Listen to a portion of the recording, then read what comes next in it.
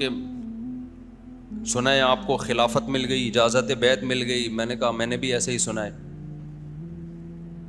تو کہنے لگے کہ یہ جو شیخ ہوتا ہے نا, اس کو مرید کے بارے میں پتہ ہوتا ہے سب کچھ. جو پیر و مرشد ہوتا ہے یہ دیکھتا ہے, اللہ نے کچھ ان کو کچھ ایک الگ سے کوئی صلاحیت دی ہوتی ہے, تو کچھ چیزیں ان کو پتہ چل جاتی ہیں کہ یہ کتنا پہنچا ہوا ہے, اس بیس پہ خلافت دیتے ہیں یہ. میں نے کہا ایسا کچھ نہیں ہے میرے بھائی. کوئی بھی بزرگ جو ہے نا, جو اجازت بیعت یا خلافت, یہ اس کا کانسیپٹ کیا ہوتا ہے خوب سمجھ لو.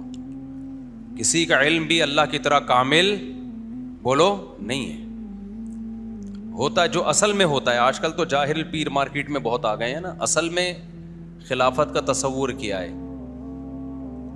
کیونکہ یہ بھی مریدوں میں اپنے پیر کے متعلق نا ایک نوعیت کا شرک ہے, اس لیے میں اس کو تھوڑا سا واضح کر رہا ہوں. دیکھو ہوا یہ, نبی صلی اللہ علیہ وسلم کے دور میں آپ صلی اللہ علیہ وسلم سے صحابہ دو قسم کی بیعت لیا کرتے, صحابہ دو قسم کی بیعت کیا کرتے تھے. ایک بیعت ہوتی تھی جہاد پر, جو کمانڈر سے ہوتی ہے, جو امیر سے ہوتی ہے, کہ ہم لڑیں گے اور پیچھے نہیں ہٹیں گے.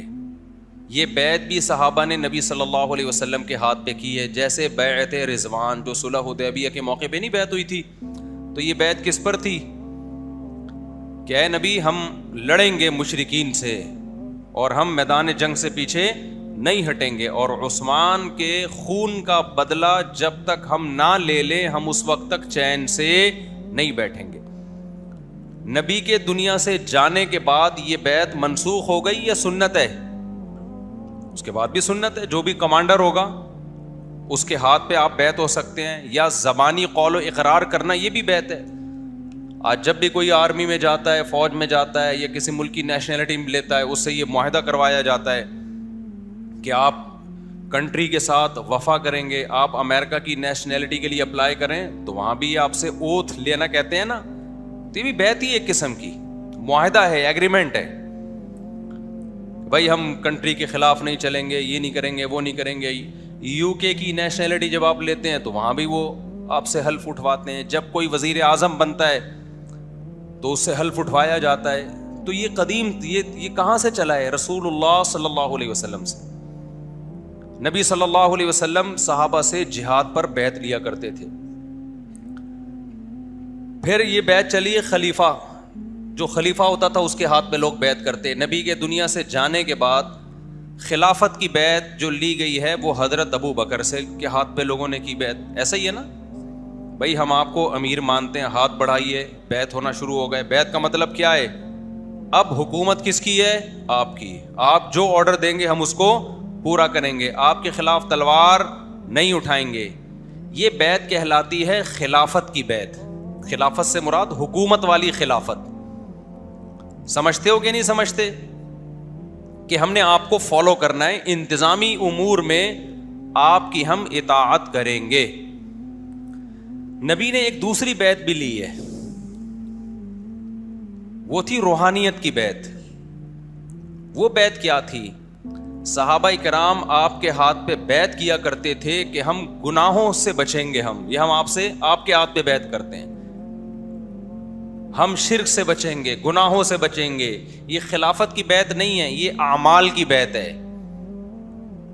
قرآن مجید میں اللہ تعالیٰ نے رسول اللہ صلی اللہ علیہ وسلم کا جو منصب بیان کیا, وہ منصب کیا, هو الذی بعث فی الامیین رسولا منہم. اللہ نے انہی لوگوں میں ایک انہی میں سے رسول بھیجا. یعلمہم الکتاب, اس رسول کا کام کیا ہے؟ لوگوں کو قرآن سکھانا.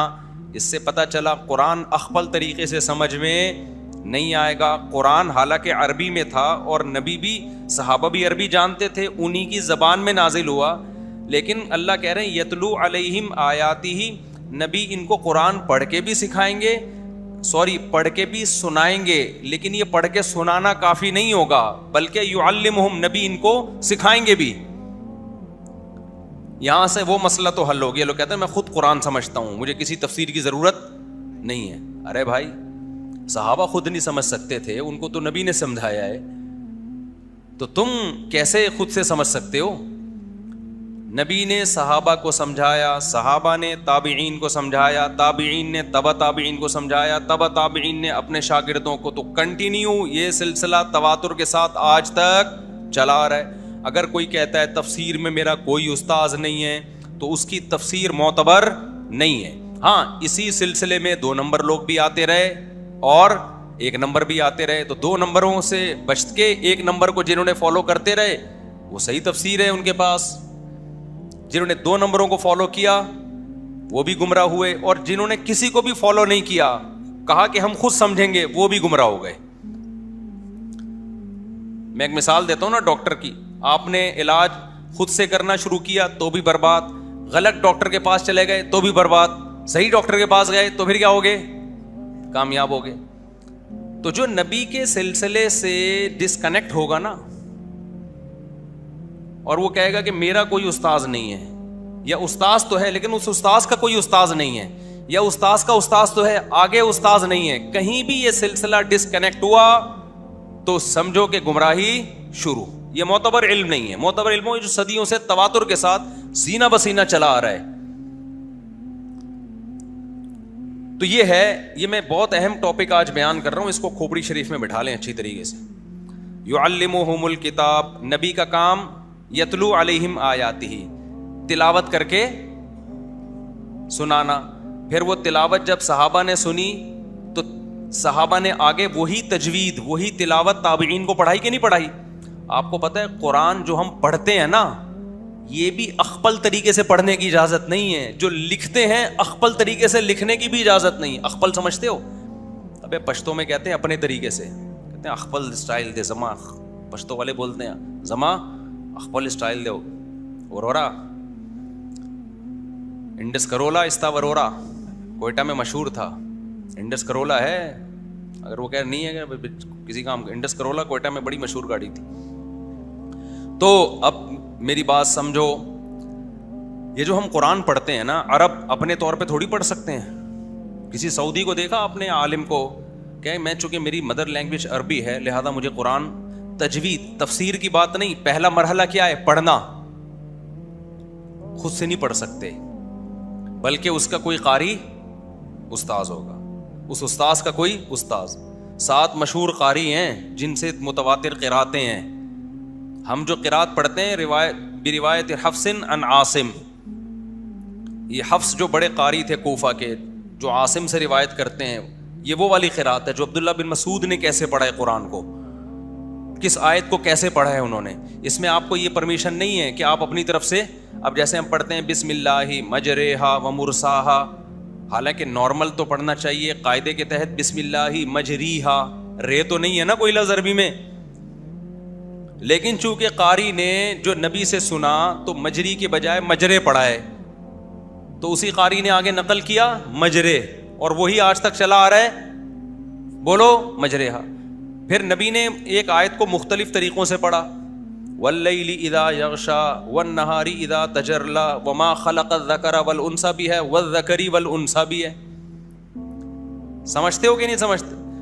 الحمدللہ رب العالمین الرحمن الرحیم، مالک یوم الدین بھی پڑھا اور ملک یوم الدین بھی پڑھا۔ تو آپ اپنی طرف سے نہیں پڑھ سکتے کہ میں مالک یوم الدین یا ملک، بھائی آپ قاریوں سے سن کے، کہ آپ نے اگر اس ایک قاری کی قرات پہ پڑھنا ہے تو مالک یوم الدین، دوسرے قاری کی قرات پہ پڑھنا ہے تو مالکی، دونوں قاریوں نے الگ الگ روایت کیا نبی سے، لیکن دونوں نے سنا ہے تو دونوں کا معتبر ہے۔ وما هو علی الغیب بضنین ہے نا 30ویں پارے میں، تو اس کو ایسے بھی پڑھا جاتا ہے وما هو علی الغیب بضنین، ملا کے پڑھا جاتا ہے۔ اور کتابت میں بھی ایسا ہی ہے، نبی نے جیسے لکھوا دیا قرآن اپنی نگاہوں کے سامنے، تو جس طرح کاتب وحی نے لکھ دیا، اب اس لکھے ہوئے کو بھی آپ اخپل طریقے سے نہیں لکھ سکتے۔ اس کی مثال جیسے اولائکا کا لفظ ہے، یہ میں اس لیے بتا رہا ہوں کہ اسلام سینہ بسینہ چلا ہے، اسلام میں بابے بیچ میں آئیں گے، بابا لیس اسلام ہو ہی نہیں سکتا۔ ہاں کچھ اچھے بابے آئیں گے، کچھ برے بابے آئیں گے، تو بالکل بابا لیس نہیں ہو سکتے۔ سند متصل کے ساتھ بابا چاہیے آپ کو، آپ کا بابا کون، اس کا بابا کون، اس کا بابا کون، اس کا بابا کون، یہ سند متصل کے ساتھ۔ متصل سمجھتے ہو؟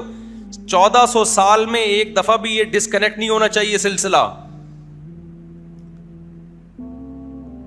تو اب آپ نے کیا کرنا ہے, یہ جو ہم قرآن پڑھتے ہیں, یہ جو اولائکا کا لفظ ہے, آپ نے دیکھا ہوگا الف کے بعد واو لکھا ہوتا ہے, اولائکا میں ہوتا ہے کہ نہیں ہوتا, اور لام پہ کھڑا زبر ہوتا ہے, لام کے بعد الف بولو نہیں ہوتا.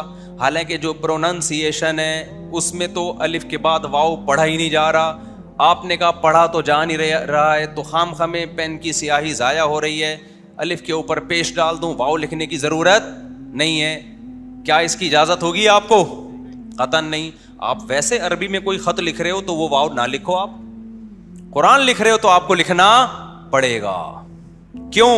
کاتب وحی سے جو کتابت منقول ہے, جو ریٹن فارم میں قرآن آیا ہے, ریٹن فارم میں اسی طرح آیا ہے, اس میں آپ کو چینجنگ کی اجازت نہیں ہے. 30ویں پارے میں ہے نا, اقرأ بسم ربک الذی خلق, اس میں آخری آیت سے پہلے کیا ہے؟ لئن لم ينتهِ لنصفعا بالناصیہ, ہے کہ نہیں؟ اب دیکھو یہ جو لفظ ہے نا لنصفعا, اس کا مطلب ہے ہم اس کو پیشانی سے پکڑیں گے. جو عربی گرامر میرے لیکچر جنہوں نے تفسیر کے سنے ہیں ان کو یہ سمجھنے میں مزہ آئے گا. لنصفعن یہ لام تاکید کے لیے, نصفعن کا معنی پکڑیں گے ہم, بن ناسیہ پیشانی سے. اللہ نافرمان کو دھمکی دینا ہم اس کو پیشانی کے بالوں سے پکڑیں گے.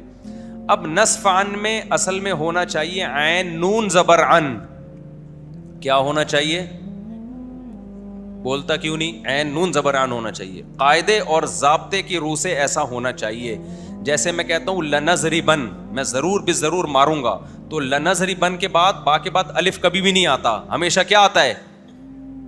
الف آئے گا اسم میں, ناؤن میں, سینٹینس اور فعل میں نہیں آتا.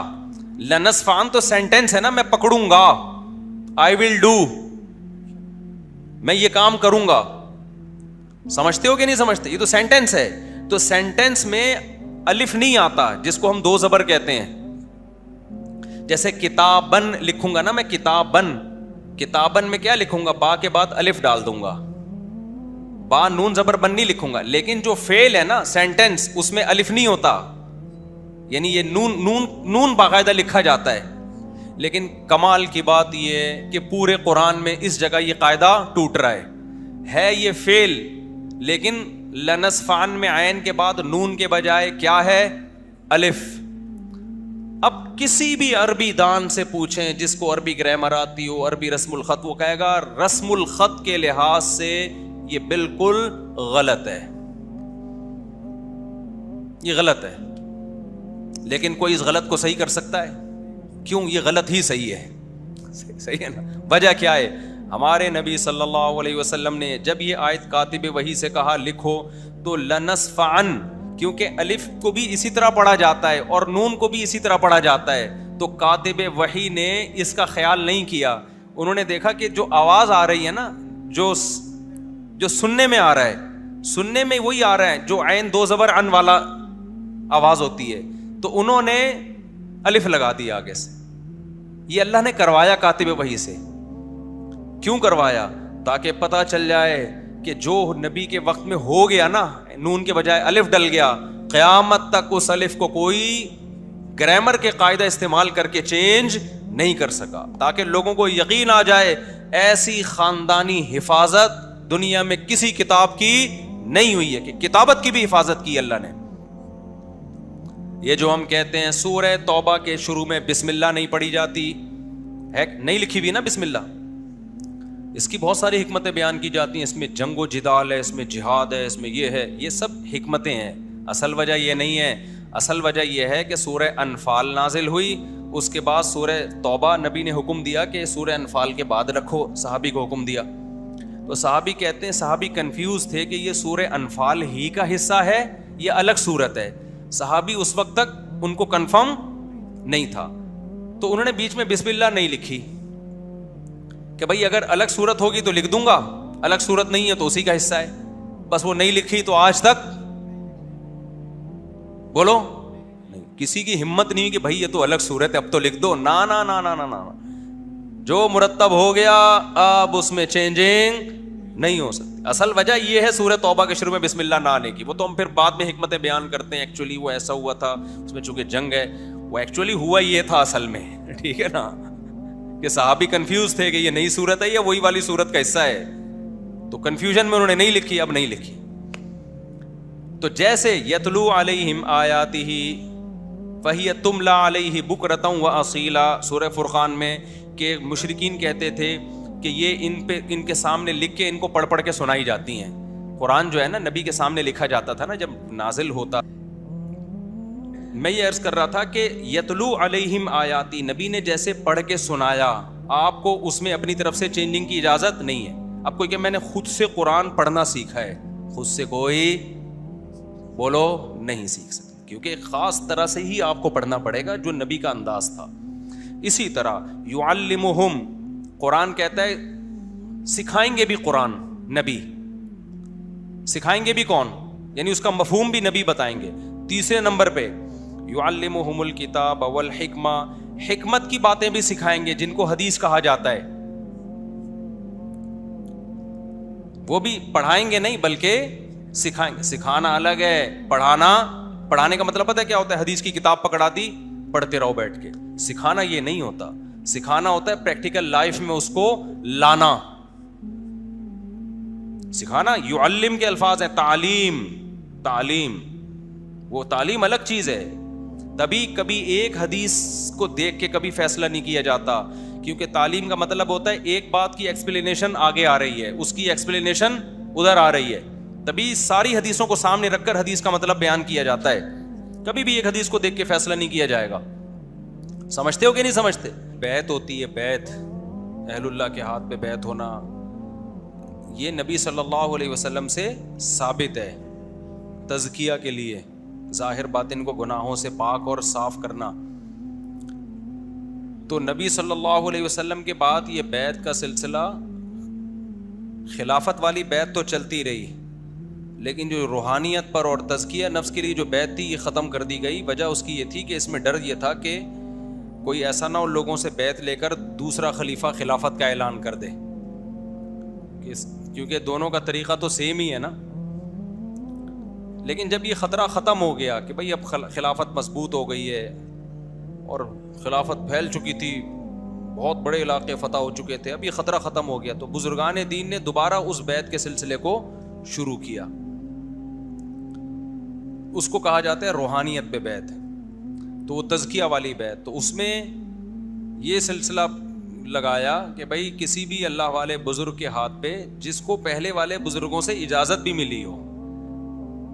اجازت کس بات کی؟ کہ بھئی اس کے اندر اتنی صلاحیت ہے کہ یہ خود بھی برائیوں سے بچے گا اور لوگوں کو بھی برائیوں سے بچانے کا اس کے اندر ملکہ اللہ نے عطا کی ہے, لوگوں کی اصلاح کر سکتا ہے. یہ اگر خود ہی ٹھیک نہیں ہے تو اس کو بھی اجازت بیعت نہیں ملتی. خود تو ٹھیک ہے, لوگوں کو ٹھیک کرنے کی اس کے اندر صلاحیت نہیں ہے. بعض لوگ خود نیک ہوتے ہیں لیکن ان کو نیک بنانا نہیں آتا, بلکہ اور بگاڑ دیتے ہیں الٹا, غلط طریقے سے تربیت کر کے. دیکھا ہوگا نا بعض دفعہ ابا ہر وقت نصیحت کر کے بچوں کو بگاڑ دیتے ہیں.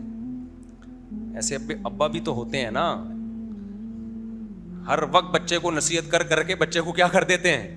اس کو تربیت تو نہیں کہی نا, تربیت تو نہیں ہے یہ. ابا کو فکر تو ہے لیکن ان کو اصلاح کرنا آتی نہیں ہے. تو یہ اصلاح کرنا بھی ایک فن ہے, ہر ایک کا کام نہیں ہے یہ.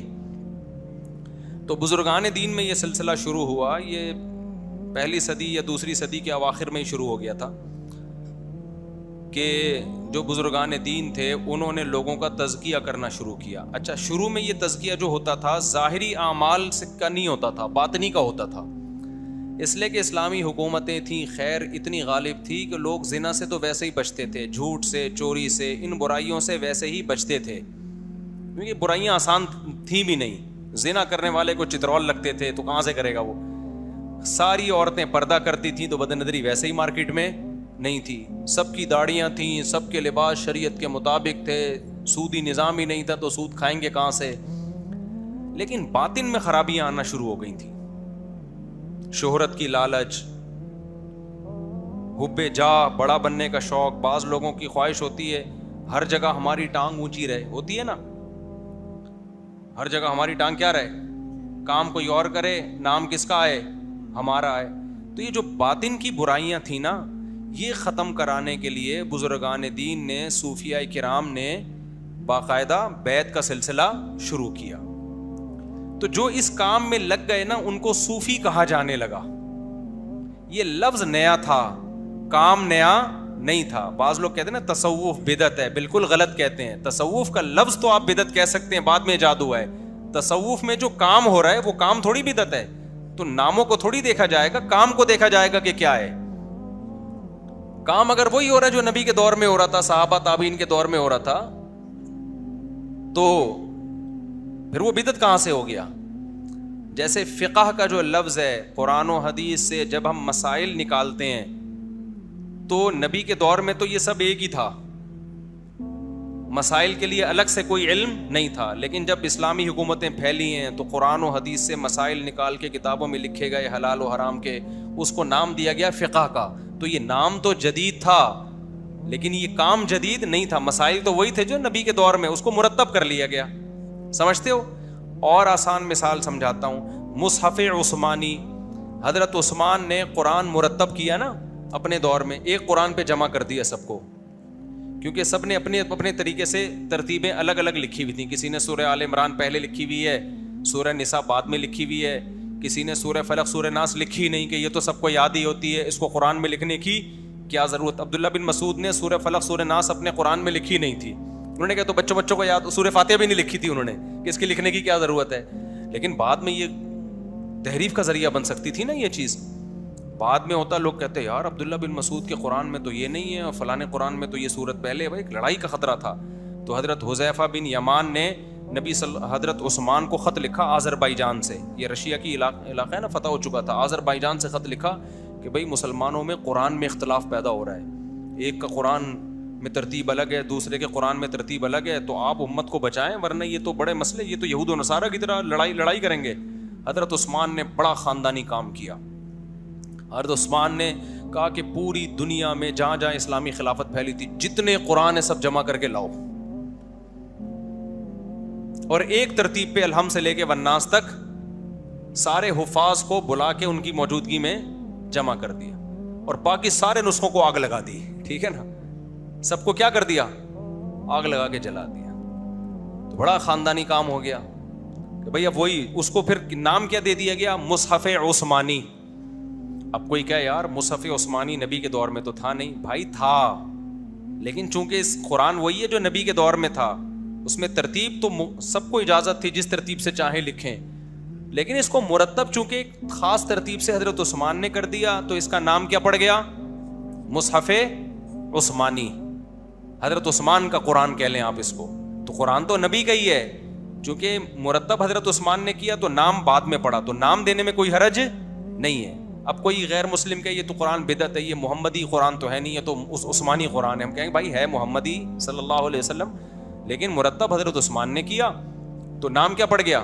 یہ بالکل ایسے ہی ہے جیسے فقہ حنفی یا شافعی، یہ تو نبی کے دور کے ہی مسائل ہیں، لیکن مرتب چونکہ امام حنیفہ کے شاگردوں نے کیا تو اس کو نام کیا دے دیا؟ فقہ حنفی کہہ دیا، کسی کو فقہ شافعی کہہ دیا. تو ترتیب کی وجہ سے، جیسے حدیث تو نبی کے دور میں تھی، امام بخاری نے جو حدیث کا مجموعہ جمع کیا اس کو ہم کیا کہتے ہیں؟ حدیث بخاری کہہ دیتے ہیں.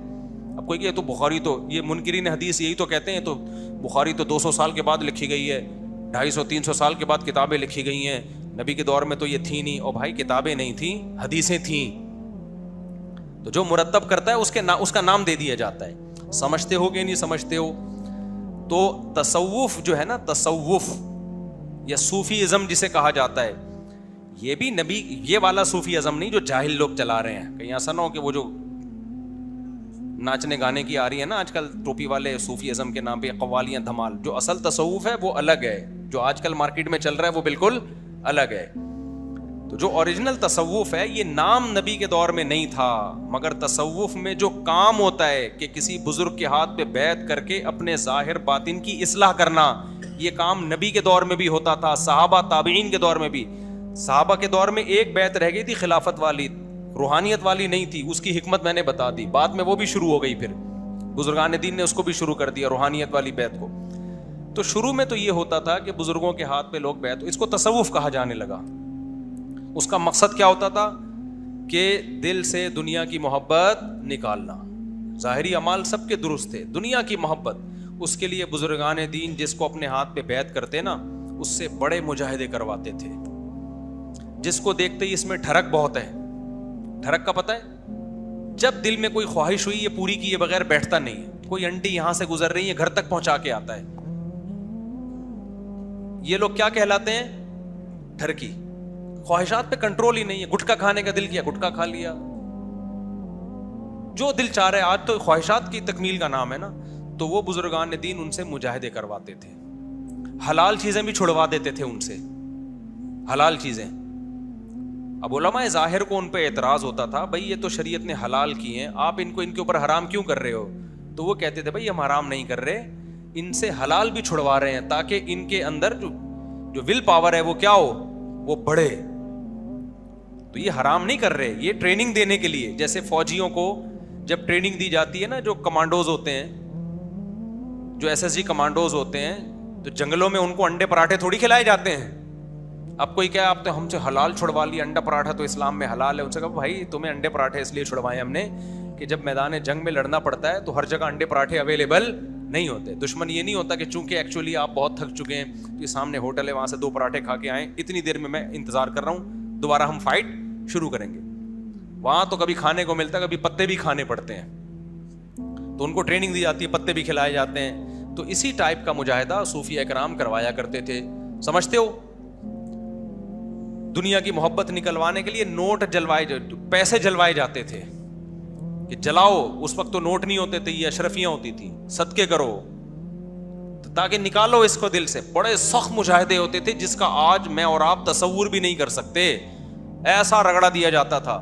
کسی میں دیکھتے تکبر ہے, تکبر بہت زیادہ ہے, اس کی اصلاح کے لیے اس سے ایسے کام کروائے جاتے تھے اس کی یہ تکبر ٹوٹے. اس سے جھاڑو دلوائی جا رہی ہے, اس سے نمازیوں کے جوتے سیدھے کروائے جا رہے ہیں, ٹھیک ہے نا. روزانہ نمازی آئیں گے تم ان کے چپل سیدھے کرو, جھاڑو دو, تاکہ اس کی جو انا ہے نا یہ کیا ہو. تو یہ سیٹ اپ تھا, یہ بڑا مبارک سلسلہ تھا. تو وہ ان بزرگوں کے مریدین ہوتے ہیں, پھر وہ دیکھتے ہیں ان میں جو صحیح ہیں, جن ان بزرگوں کو ان کے بارے میں خیال ہوتا کہ یہ زیادہ اصلاح کے قابل ہیں, ان کا بڑا ہم نے مجاہدہ کرایا ہے اور ان کے آثار ایسے لگتے ہیں کہ یہ نیک ہیں بھی اور نیک بنا بھی سکتے ہیں. تو ان کو خلافت دی جاتی تھی, اجازت بیعت دی جاتی تھی کہ آپ ہماری زندگی میں بھی بیعت کر سکتے ہیں, ہمارے مرنے کے بعد بھی لوگوں کو بیعت کر سکتے ہیں. یہ سلسلہ بڑا اچھا یہ 4 سلسلے پھر مشہور ہوئے, چشتی, قادری, سہراوردی اور سلسلہ چشتیہ, قادریہ, نقشبندی اور سہراوردی. یہ سلسلے کا مطلب یہ ہے کہ ہر بزرگ کی اصلاح کا اپنا ایک طریقہ ہوتا تھا. جیسے بعض بزرگوں کی اصلاح کا یہ طریقہ ہوتا ہے, جیسے نقشبندی سلسلے میں نا یہ ہوتا تھا کہ اللہ کی محبت اتنی پیدا کر دی جائے کہ گناہ خود ہی چھوڑے, وہ برائیوں کو خود ہی چھوڑے. بعض سلسلوں میں یہ تھا کہ اللہ کا خوف پیدا کیا جائے. تو یہ چاروں کا طریقہ ایک دوسرے سے تھوڑا تھوڑا کیا تھا, ڈفرینٹ تھا, لیکن مقصد سب کا کیا تھا, ایک کہ بھئی اللہ کی محبت پیدا ہو اور برائیوں سے چھوٹیں. تو یہ 4 سلسلے چلے ہیں پوری دنیا میں, یہی پھر رائج ہوئے ہیں. آپ ترکی میں جائیں, سعودیہ میں جائیں, سعودیہ میں بھی اب انہوں نے تصوف کو ختم کر دیا کیونکہ اس میں 2 نمبریاں بہت زیادہ ہو گئی تھی. جب یہ شیخ محمد بن عبد الوہاب کی تحریک چلی ہے نا تو بہت زیادہ 2 نمبریاں ہو گئی تھی. جیسے ہمارے یہاں بھی 2 نمبریاں اس میں بہت زیادہ ہیں. تو سعودی ہوئے تو بڑے, انہوں نے تو سارے ایسی کی تیسی کر دی, بولے چلو ختم سارا, چلو پتلی گلی سے کیا کرو, کیونکہ اس میں 2 نمبریاں زیادہ ہو گئی تھیں اور 1 نمبری بہت تھوڑی رہ گئی تھی. تو پھر سعودی عرب حساس جگہ ہے نا, وہاں اگر یہ 2 نمبریاں چلتی رہتی وہ تو نبی کی قبر کو کیا بنا لیتے, وہاں تو کیا کچھ ہو جاتا. لیکن یہ کہ فی نفسی ہی یہ سلسلے پوری دنیا میں چلے ہیں بزرگان دین کے. یہ 4 سلسلے بہت زیادہ, ہندوستان میں بھی, پاکستان میں بھی, بنگلہ دیش میں بھی, ترکی, پوری دنیا میں جائیں گے آپ کو ان سلسلوں کے بزرگ آج بھی ملیں گے جو لوگوں کو بیعت کرتے ہیں, ان کی اصلاح کرتے ہیں. لیکن ان 4 سلسلوں میں بھی 2 نمبریاں بھی بہت پھیلی ہیں پھر, جس کی وجہ سے یہ 4 سلسلے بدنام بھی ہوئے ہیں. اب نقشبندی کوئی اپنے آپ کو کہہ رہا ہونا تو آدمی ڈر جاتا ہے, پتہ نہیں یہ مارکیٹ میں کیا لائے گا, کوئی نہیں لائے گا مارکیٹ میں, ٹھیک ہے. اب اگر کسی کے نام کے ساتھ لگو نا قادری, سہراوردی, چشتی, تو سمجھ لو کسی قوالی میں شرکت کے لیے جا رہی. تو وہ جو اصل روح تھی نا وہ سائڈ پہ رہ گئی اور یہ مزار پرستی، قوالیاں اور پیر صاحب کی چاپلوسی، مکھن گیری، پیر صاحب کو ایسا خدا بنا لینا کہ بس پیر صاحب نے جو کہہ دیا چاہے قرآن و سنت کے خلاف ہو تو پیر پرستی جسے کہتے ہیں، وہ پیر پرستی آ گئی. آپ سندھ میں دیکھو، پنجاب میں دیکھو، یہ تصوف ہی کے سلسلے تھے جو بگڑ کے پیر پرستی پہ گئے ہیں. لیکن ان میں بھی سارے بگڑے نہیں ہیں. انہی چاروں سلسلوں میں جو صحیح علماء تھے، بزرگان دین تھے، وہ آج بھی الحمدللہ بڑی تعداد میں موجود ہیں. سمجھتے ہو کہ نہیں سمجھتے ہو؟ جو عقیدہ توحید پر قائم ہے، سنت پر قائم ہے، انہوں نے تصوف میں بدعتوں کو گھسنے نہیں دیا. ہندوستان میں بہت زیادہ بدعتیں تصوف میں آ گئی تھیں. مولانا اشرف علی تھانوی رحمۃ اللہ علیہ نے اس کے خلاف بہت زبردست کام کیا، بہت زیادہ کام کیا. انہوں نے تصوف سے ساری بدعتوں کو نکالا ہے اور انہوں نے اس کی روح کو فوکس کیا. مثال کے طور پر ان کی خانقاہ میں ایک شخص آیا اور نمازیوں کی چپل سیدھے کر رہا ہے نا، انہوں نے اس کو ایک پابندی لگا دی کہ تو یہ کام نہیں کرے گا. وہ کہہ رہا تھا میں تواضع سیکھ رہا ہوں. انہوں نے کہا تمہارے اندر سے تکبر پیدا ہوگا، ٹھیک ہے نا، تمہارے اندر یہ احساس ہوگا میں 18ویں گریڈ کا آفیسر ہوں لیکن میں کتنا نیک ہوں کہ میں نمازیوں کے چپل سیدھے کرتا ہوں. تو انہوں نے کہا یہ تکلفات چھوڑو، جو اصل چیز ہے نا اس کو فوکس کرو کہ اللہ کی محبت دل میں پیدا ہو، دل میں تواضع. انہوں نے تواضع کے مفہوم کو بیان کیا، تکبر کو ڈیفائن کیا. تکبر اصل میں ہوتا ہے بہت ساری گڑبڑیں جیسے ہوتی ہیں، ہر چیز جب چلتی ہے صحیح ہوتی ہے، بعد میں اس میں کیا آ جاتی ہیں؟ گڑبڑیں آ جاتی ہیں. تو اب یہ تصوف کے جو 4 سلسلے ہیں آج بھی ہیں الحمدللہ. بہت سارے بزرگان دین اس میں ہیں جو متبع سنت ہیں، توحید پرست ہیں اور لوگوں کو صحیح گائیڈ کرتے ہیں. لیکن اس میں ان سلسلوں میں 2 نمبریاں بھی بہت زیادہ پھیل چکی ہیں. اس لیے ہم اب لوگوں کو یہ کہتے ہیں بھائی کسی بزرگ سے بیعت ہونا ہے تو اتنا کافی نہیں ہے کہ یہ ان سلسلوں میں کسی سلسلے کے سے تعلق ہے، اتنا کافی نہیں ہے کیونکہ ان سلسلوں میں بدعتیں بہت زیادہ پھیل گئی ہیں. نمبر 2، اتنا بھی کافی نہیں ہے کہ کسی بزرگ نے خلافت دی ہو. بات آ رہی ہے سمجھ میں؟ کسی بزرگ نے خلافت نہیں دی پھر تو بیعت ہو ہی نہیں سکتے نا، کیونکہ جب کسی ماضی کے بزرگ نے اعتماد نہیں کیا تو آج ہم کیسے کسی کو مینٹور بنا سکتے ہیں اپنا؟ خود سے تھوڑی کوئی کہے گا کہ میں اتنا نیک ہوں گے میرے ہاتھ پہ. یہ تو اس کا مطلب یہ تو بندہ ہی 2 نمبر ہے. جو خود نیک ہونے کا دعویٰ کر رہا ہے وہ کبھی بھی نیک نہیں ہو. آپ کے بڑے کہیں کہ ہاں بھائی یہ اس قابل ہے کہ اس کے ہاتھ پہ بیعت ہو جاؤ، تو ان بڑوں کے آرڈر پہ اگر کوئی کر رہا ہے تو ٹھیک ہے، بڑوں کے آرڈر کے بغیر کر رہا ہے تو یہ وہ منصب کی طرح ہے کہ جو منصب چاہتا ہے وہ منصب کا اہل نہیں ہوتا کبھی بھی.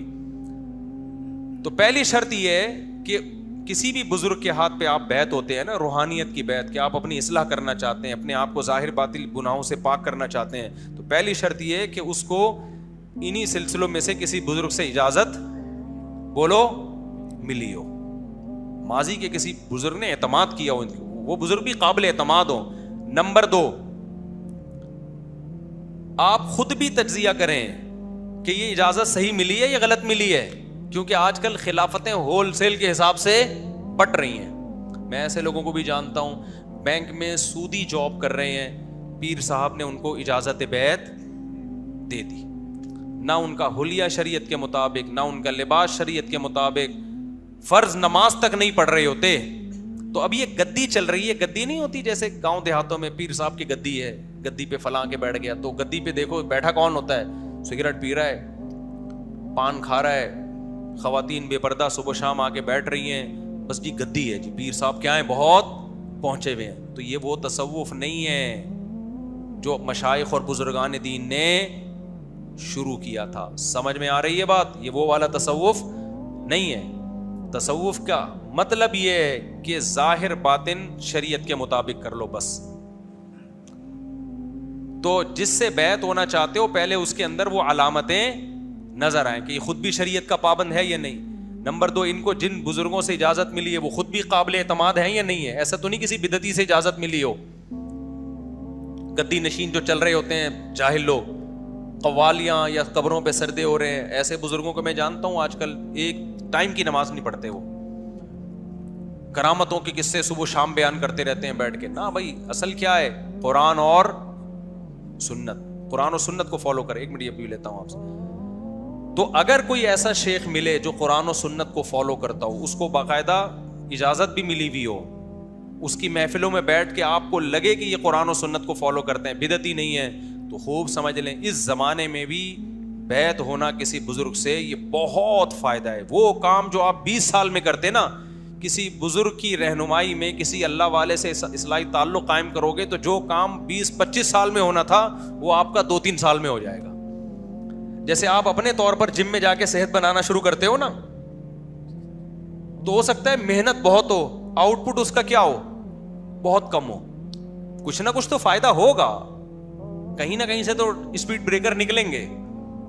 کچھ نہیں تو شوگر مینٹین رہے گی, آڑے ترچے ہو جاؤ گے لیکن بیمار نہیں ہو. جب بھی آپ ورک کرتے ہیں تو کسی بھی طرح سے اپنی انرجی کو جب یوٹیلائز کرتے ہیں تو صحت کو تو بہرحال فائدہ ہوتا ہی ہے, چاہے آڑے ترچھے ہی ویٹ اٹھاتے رہو. لیکن اگر کسی ماہر ٹرینر کی موجودگی میں جا کے آپ ٹریننگ کرو گے تو آپ کو ڈائٹ پلان بتائے گا, آپ کو بتائے گا بھائی یہ والا ویٹ اٹھاؤ, پھر اب یہ نہیں, اب یہ والا. ایسا نہ ہو کہ ہاتھ آپ کے اتنے بڑے ہو جائیں, ٹانگیں کیا ہوں. میں نے ایک جم میں ایک بندے کو دیکھا, اوپر سے اتنا بڑا, ٹانگیں ایسے جیسے لکڑی پہ کھڑا ہوا ہے. میں نے اس کو بولا آپ تھائس کی ایکسرسائز کیوں نہیں کرتے؟ انہوں نے کہا بھائی گھٹنوں میں پانی آ جاتا ہے, پتہ نہیں کیا کیا ہو جاتا ہے. میں نے کہا یہ جو اتنا بڑا جسم آپ کے باریک سی ٹانگوں نے اٹھایا ہوا ہے, یہ ٹانگیں بیٹھ جائیں گی, زمین میں دھس جاؤ گے کسی دن. تو کسی ٹرینر سے اگر رابطہ کر لیتے, انٹرنیٹ پہ ادھر ادھر دیکھا ہوگا کہیں کہ تھائس لگانے سے یہ ہو جاتا ہے, تھائس کی ایکسرسائز سے, کچھ نیٹ پہ تو سب کچھ پڑا ہوا ہے, بس وہیں سن کے ایمان لے آئے. کسی پراپر ٹرینر سے جا کے پوچھتے تو وہ بتاتا بھائی تھائس تو سب سے زیادہ اہم ہے, پہلے نیچے کی عمارت کو تو مضبوط کرو, یہ اوپر کا دھڑ کس پہ رکھا ہوا ہے آپ نے. جو لوگ اوپر کی ورزشیں کرتے رہتے ہیں نا, تھائس وغیرہ نہیں کرتے, وہ گھٹنے جواب دے جاتے ہیں ان کے تھوڑے دنوں میں. اتنا ویٹ اٹھایا ہوا ہوتا ہے, گھٹنے نے اوپر لے کے گھوم رہا ہوتا ہے وہ, صحیح ہے نا. تو اب کیا ہے, ٹرینر کیا کر دیتا ہے, ایسی خوراکیں بتا دیتا ہے, ایسے ٹپس بتا دیتا ہے, اور پھر آپ کو بار بار اس سے ہدایت لینی پڑتی ہے. ایسا نہیں ہوتا کتاب میں پرچہ لکھ کے چلا گیا کہ 10 سال تک اس اصولوں پر عمل کرو. نہ, ہر ہفتے وہ رپورٹ طلب کرتا ہے. 1 مہینے بعد آپ کی باڈی کو دیکھے گا, ہاں بھائی کولیسٹرول کم ہو رہا ہے, نہیں ہو رہا, کیا ہو رہا ہے. پھر خوراک آپ کے حساب سے کیا کرے گا, چینج کرے گا. بھائی یہ آپ پہ موافق نہیں ہے, آپ ایسا کرو, یہ کھا لو, آپ تھوڑے سی میٹھا بڑھا دو, بہت ہی باریک ہوتے جا رہے ہو, ٹھیک ہے نا, لڈو مڈو کھا لو, اس طرح کرتا ہے نا. تو یہ اسی طرح جس بزرگ سے اصلاحی تعلق قائم کیا جاتا ہے تو اس سے تعلق قائم رکھا جاتا ہے. وہ گائیڈ کرتے ہیں, پوری زندگی گائیڈ کرتے رہتے ہیں, اس کے بڑے فائدے ہوتے ہیں انسان کو. میں اگر حضرت مفتی رشید احمد صاحب رحمۃ اللہ علیہ سے بیعت نہ ہوتا, میں کوئی ابھی بھی بہت نیک نہیں ہوں, بہت کیا نیک ہی نہیں ہوں, ہر آدمی کو اپنی برائیاں پتہ ہوتی ہیں, لیکن جو ٹوٹا پھوٹا ہوں نا میں, یہ مفتی رشید احمد صاحب کی وجہ سے ہوں. میں اگر بیعت نہ ہوتا اور میں صرف دین کا علم حاصل کرتا, میں جو فتنہ پھیلاتا نا سوسائٹی میں, آپ کی سوچ ہے وہ, کیونکہ مجھے جس طرح سے آتا ہے نا فتنہ پھیلانا, جو اللہ نے مجھے ٹوٹا پھوٹا ایک دماغ دیا ہے, وہ آپ کی میں ایسا بہترین فرقہ بناتا, میں کہتا میں فرقے سارے ختم کر رہا ہوں, اور خاندانی قسم کا فرقہ مارکیٹ میں لے کر آتا, جو کہ آج کل ہو رہا ہے نا. ہر آدمی نیا اٹھتا ہے, فرقے ختم کر رہا ہوں. کیسے ختم کر رہا ہوں, نیا فرقہ مارکیٹ میں کوئی نئی چیز لا رہا ہوتا ہے. علم کے ساتھ اگر اصلاح نہ ہونا انسان کی, یہ علم تباہی ہے, یہ برباد کر دیتا ہے.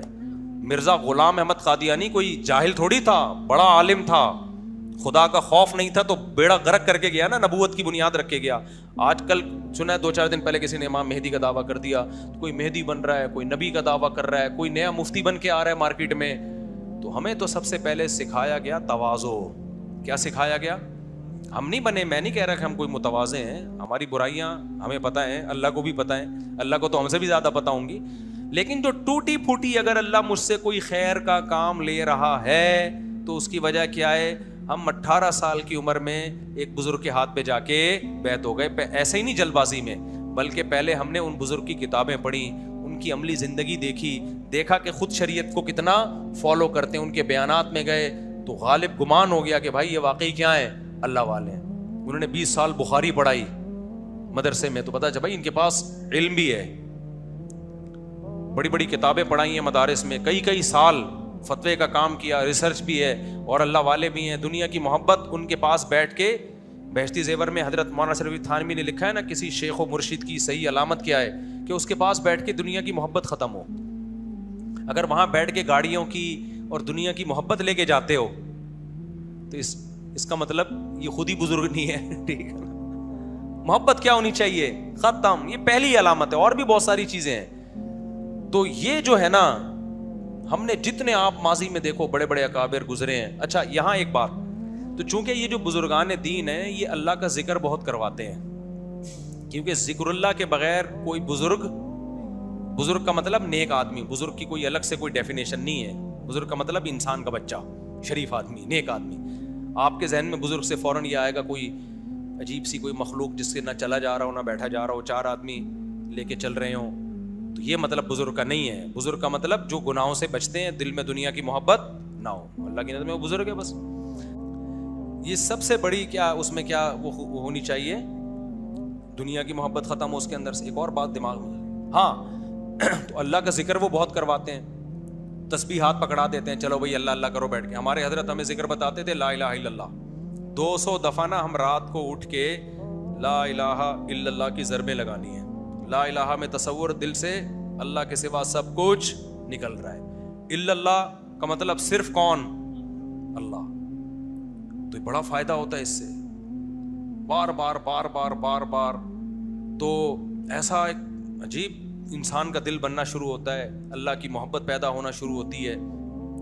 تو اب اس سے کیا ہوتا ہے, اب اس سے نا بعض لوگوں کو آج کل کے جو نئے نئے اسکالرز آ رہے ہیں نا, وہ کیا کہتے ہیں, یہ جو صوفی لوگ ہیں یہ ذکر اللہ لگا دیتے ہیں, یہ جہاد تو کرتے ہی نہیں ہے, یہ صوفیوں نے دین کا بیڑا غرق کیا. میں اصل صوفیوں, جو جاہل صوفی ہیں انہوں نے تو واقعی بیڑا غرق کیا ہے, اور میجورٹی جاہل صوفیوں کی ہی ہے یہ آج کے دور میں.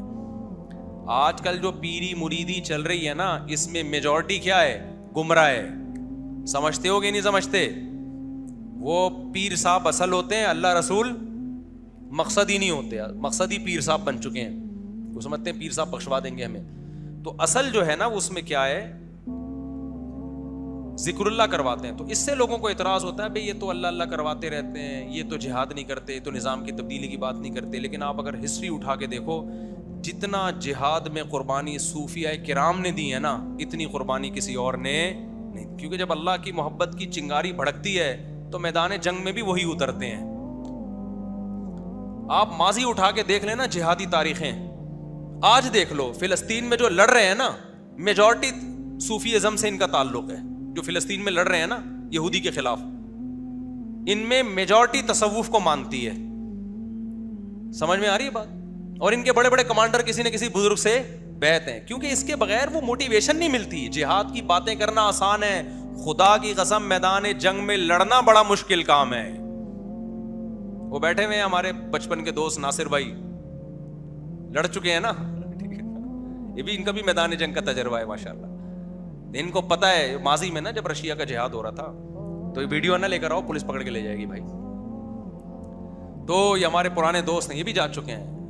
باتیں کرنا بہت آسان, میدان جنگ میں جب تک اللہ کی عشق کی چنگاریاں, محبت کی چنگاریاں نہ بھڑک رہی ہو نا, کوئی میدان میں ٹک نہیں سکتا. میں دعوے سے کہتا ہوں, آج جتنے یوٹیوبرز آ رہے ہیں نا, جہاد کرو, یہ مولوی جہاد نہیں کر رہا, ان کا باپ بھی جہاد نہیں کر سکتا. ٹھیک ہے نا, صحیح ہے نا. اور جن مولویوں پہ اعتراضات کر رہے ہیں میدان جنگ میں آگے بھی وہی ہوں گے.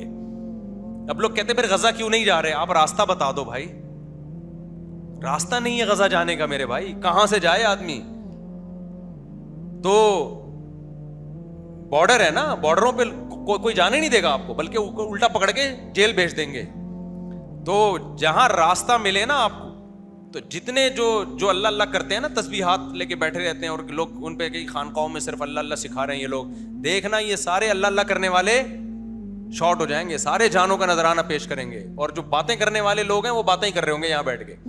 تو جہاد آسان کام نہیں ہے. جہاد کے لیے جب تک دل سے دنیا کی محبت نہیں نکلتی, اس دیکھو پاکستانی فوج کو جتنا مرضی آپ برا بلا کہو, لیکن چونکہ مسلم فوج ہے نا, مسلم ہے. میں نے جن فوجیوں سے ملا ہوں شہادت کا جذبہ ہوتا ہے. کیوں؟ کچھ نہ کچھ اسلام کی وجہ سے اللہ کی محبت کی رمق ہوتی ہے, اور اسی وجہ سے ملک بچا ہوا ہے. اختلاف ہو سکتا ہے فوجیوں کی پالیسی, محمد مشرف نے جو کچھ کیا تھا 100% غلط کیا تھا, اڈے دے کے افغانستان پہ جو حملہ کروایا.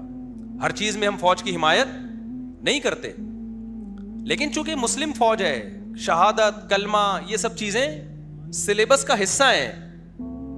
لہذا جو ہمارے فوجی جن کو نشان حیدر ملا, آپ ذرا ان کی ہسٹری دیکھو, آپ کو یہ غیر مسلم فوجیوں میں ایسے جنگجو نہیں ملیں گے. آپ کو ملیں گے تو بہت کم ریشو ہوگا, کارگل پہ جس کو نشان حیدر ملا تھا وہ میجر کو انڈین آرمی نے اس کی تعریف کی تھی، یار یہ تو بہت بہادری سے لڑا ہے، کیونکہ شہادت کا جذبہ ہوتا ہے نا یار. پھر نبی صلی اللہ علیہ وسلم نے فرمایا الجہاد مختصر طریق الجنہ، جنت میں جانے کا شارٹ کٹ راستہ کیا ہے بھائی؟ کیسا بہترین شارٹ کٹ راستہ، اتنا لمبا ٹریک کاٹ کے یہ اتنے مجاہدے کر کے شارٹ کٹ راستہ کیا ہے میدان جہاد میں؟ شہید. تو یہ سب چیزیں سنی بھی ہوتی ہیں. تو جس کے دل میں جو اللہ کا ذکر کر کے تہجد پڑھ کے اللہ کی محبت کے چشمے ابل رہے ہوں، اس کے دل میں کیسا شہادت کا جذبہ ہوگا. ہم نے ایسے ایسے لوگوں کو دیکھا ہے اللہ والوں کو جو شہادت نہ ملنے پہ روتے تھے، شہادت نہ ملنے پہ روتے تھے. ایک طرف بحریہ ٹاؤن کے پلاٹ حلق میں اٹکے ہوئے ہیں بھائی، دوسری طرف کہ اللہ مجھ سے ناراض ہے اور مجھے شہادت نہیں مل رہی. یہ جذبے ہوتے ہیں. تو یہ تصوف جو ہے نا، جو سچی مچی والا تصوف ہے، یہ بہت ضروری ہے. سمجھتے ہو؟ ہاں جھوٹی موٹی کا تو تصوف چل رہا ہے آج کل، گدی پیر کی گدی، وہ گدی پہ کوئی بھی چرسی موالی آ کے بیٹھو، گدی نہیں ہٹ کے دے رہی اس سے. پھر اپنے بیٹوں ہی کو خلافت دینا، چاہے وہ نیک نہ بھی ہوں. پیر صاحب کی خلافت کہاں جائے گی؟ بیٹوں میں جائے گی. بھائی اگر نیک ہیں تو پھر ٹھیک ہے، نہیں ہے تو پھر کیوں جا رہی ہے خلافت؟ تو ہم نے دیکھا اس زمانے میں ایک اچھا پھر میچور لوگوں کو خلافت ملتی ہے. 18 سال کی عمر میں ایک بچے کو خلافت مل گئی. میں نے کہا بیٹا ابھی تو تمہاری عمر کیا ہے، پتہ نہیں تم کیا کیا کر رہے ہوگے، اللہ محفوظ رکھے سب کو.